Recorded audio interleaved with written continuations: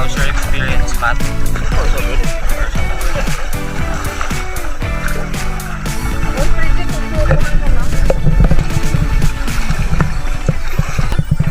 Saan yung ano ko, pastor? Lalawin, may iwan kaming nanay.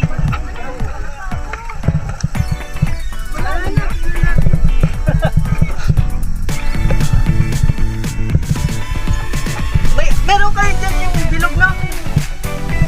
O baka pwede yung kay nanay. Hilahin na lang ni kuya.